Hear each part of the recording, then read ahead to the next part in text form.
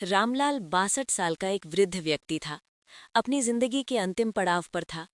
उसकी पत्नी कई साल पहले ही इस दुनिया को छोड़ चुकी थी और वो अकेलेपन भी जिंदगी जी रहा था। उसका एक ही बेटा आर्यन सऊदी अरब में काम करता था और साल में एक बार ही घर आता था। घर में सिर्फ रामलाल और उसकी बहू पूजा रहते थे। पूजा भी अक्सर अकेलापन महसूस करती थी, लेकिन वो अपने ससुर का ख्याल रखती थी। एक दिन रामलाल ने पूजा से कहा, बेटी, मैं अकेला रह रहकर थक गया हूँ। अब मैं दोबारा शादी करने का सोच रहा हूँ। पूजा हैरान रह गई और बोली, ससुर जी, इस उम्र में आपसे कौन शादी करेगा? मैं आपके साथ हूँ। लेकिन रामलाल की तन्हाइयों से बहुत कचोटती थी। उसने पूजा से कहा, तुम मेरे साथ हो, लेकिन दिल को खुश करने वाला कोई नहीं है। पूजा ने रामलाल को आश्वासन दिया कि वो हमेशा उसके साथ रहेगी, लेकिन रामलाल की तन्हाई कम नहीं हुई। एक दिन पूजा ने रामलाल को एक खास चाय दी, जिसमें उसने एक दवा मिलाई थी। रामलाल ने चाय पीते ही खुद को हल्का और खुश महसूस किया। उसे लगा जैसे उसकी जवानी वापस लौट आई हो।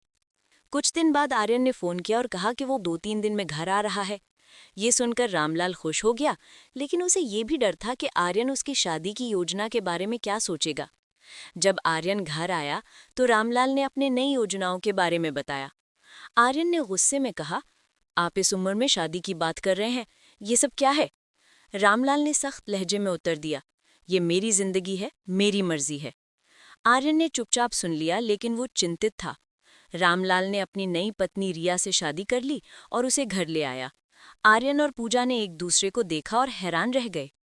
कुछ दिन बाद रिया ने रामलाल को होटल में खाने के लिए ले जाने की योजना बनाई। वो हर दिन नए नखरे करती और रामलाल उसे खुश रखने के लिए पैसे खर्च करता रहा। आर्यन ने अपनी पत्नी पूजा से कहा, ये लड़की पिताजी को बर्बाद कर देगी। पूजा ने सहमति जताई, लेकिन रामलाल ने उनकी बातों को नजरअंदाज किया। एक दिन रिया ने रामलाल को चाय में बेहोशी की दवा मिलाकर उसे बेहोश कर दिया। जब रामलाल की आंखें खुली तो उसने देखा कि रिया और उसका सारा पैसा गायब था। उसने पुलिस में रिपोर्ट दर्ज कराई, लेकिन इंस्पेक्टर ने उसे समझाया कि ये सब एक धोखा था। रामलाल को अपनी गलती का एहसास हुआ। उसने अपने बेटे आर्यन को फोन किया और कहा, बेटा, मुझे माफ कर दो, मैंने तुम्हारे साथ नाइंसाफी की।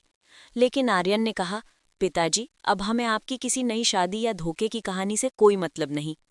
रामलाल ने सोचा कि उसने अपनी जवानी के लालच में अपने बेटे और बहू को खो दिया। वो अकेला रह गया और दिल में पछतावा लिए बैठा रहा। उसे समझ में आया कि असली सहारा अपने परिवार का होता है, ना कि किसी बाहरी व्यक्ति का। इस कहानी से ये सीखने को मिलता है कि रिश्तों की अहमियत को समझना चाहिए। दौलत और जवानी का लालच कभी कभी हमें अंधा कर देता है और हम अपने प्रियजनों को भूल जाते हैं।